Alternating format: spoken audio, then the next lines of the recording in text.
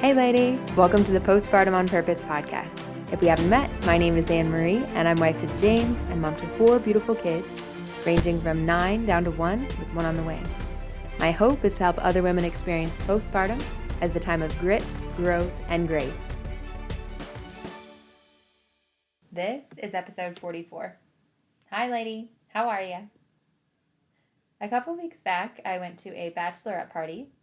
And of all places, this is a conversation that I had while I was there.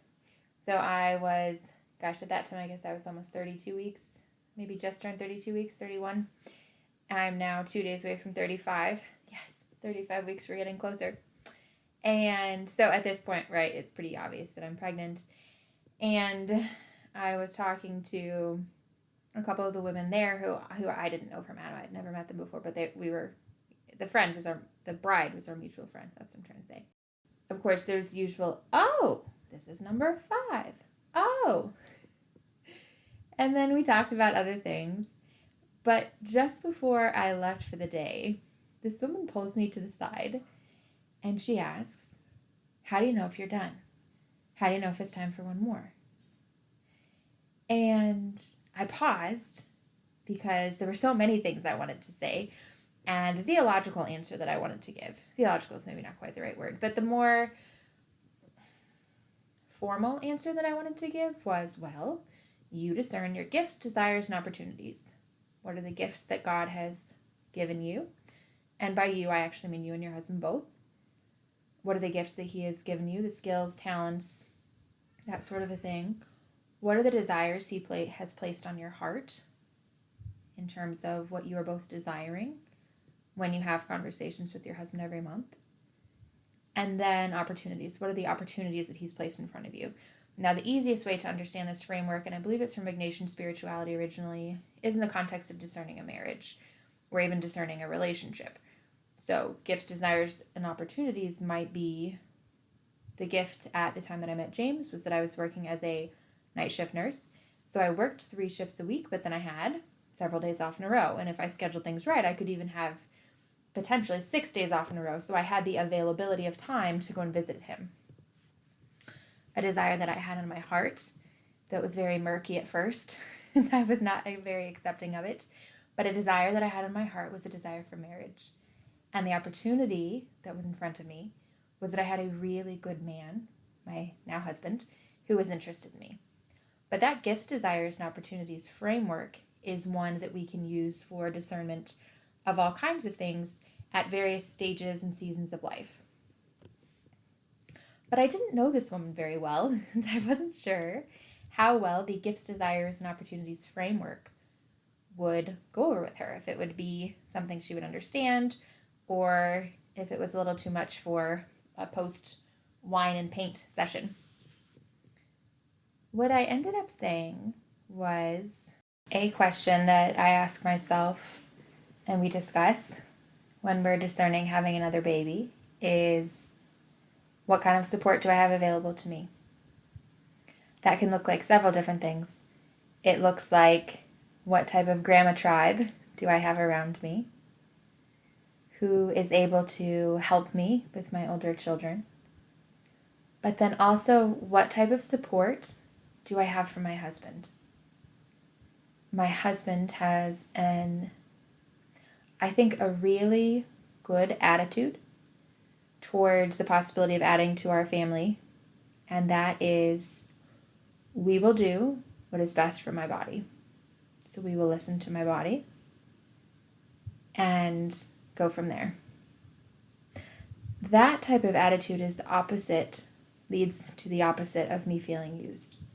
It leads me to feel valued and respected, not coerced or pressured, but honored.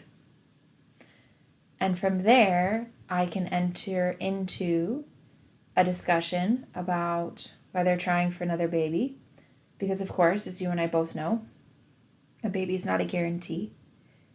Even if we are having sex at the fertile part of the month, a baby is not a guarantee. But asking that question, what type of support do I have, both in terms of the externals, but also I would say internally in the relationship? Do I feel really upheld by my husband in honoring the work that my body does for 9, close to 10 months. And then, of course, that doesn't end.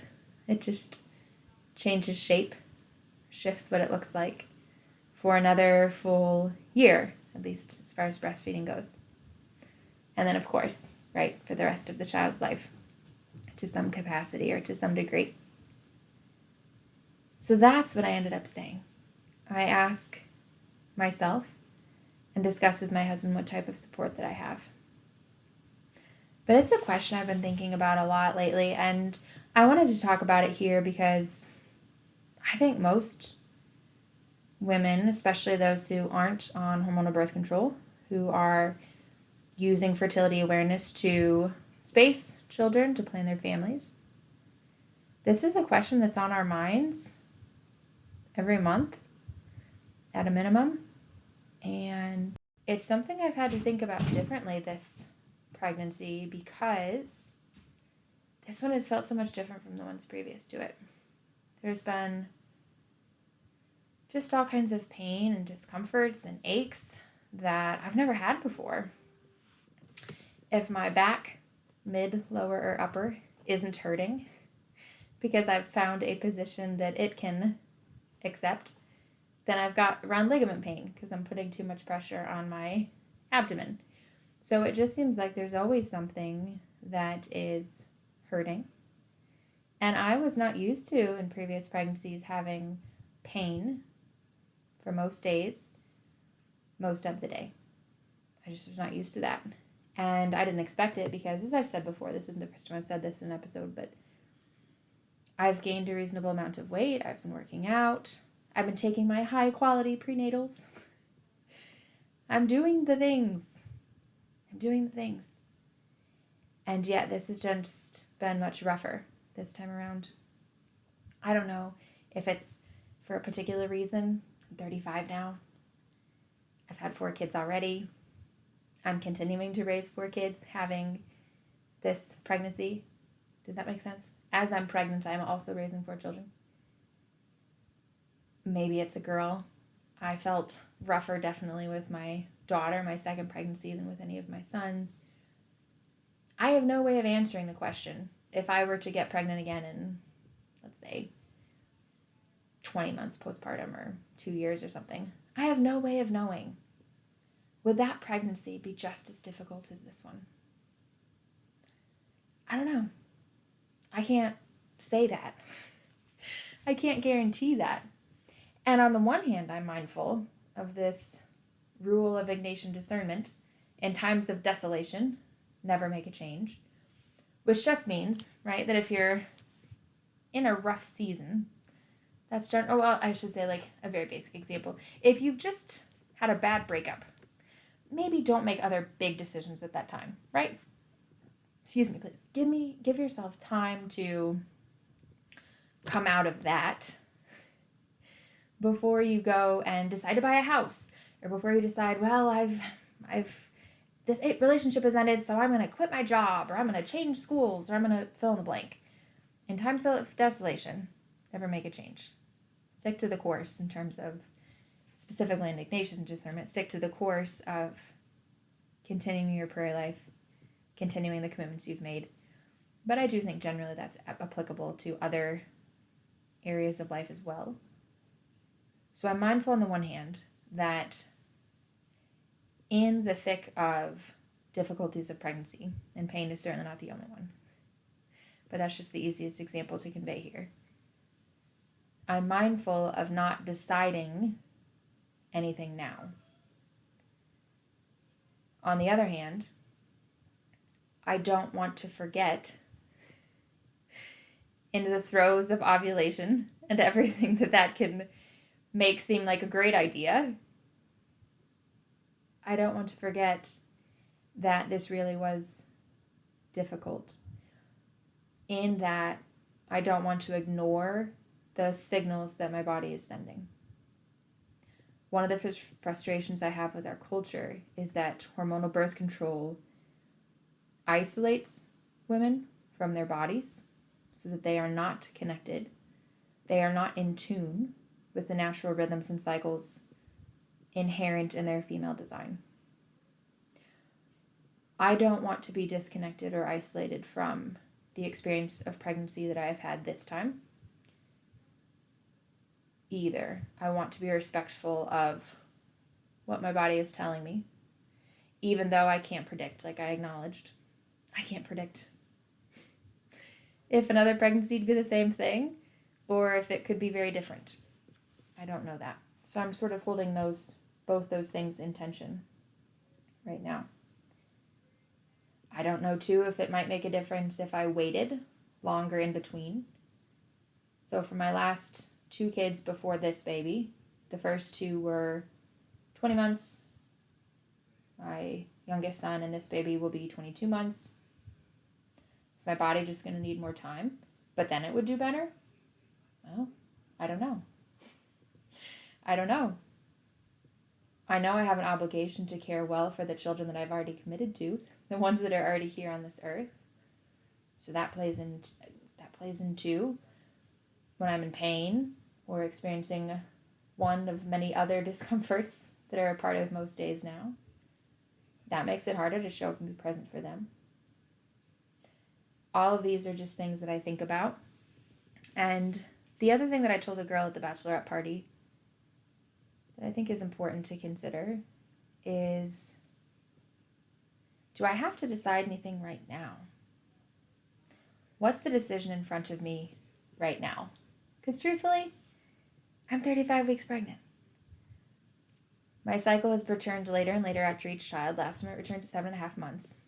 So do I need to make a decision today, this month, this season, about whether we will expand our family any further after this? No, I don't. I don't have to decide that today.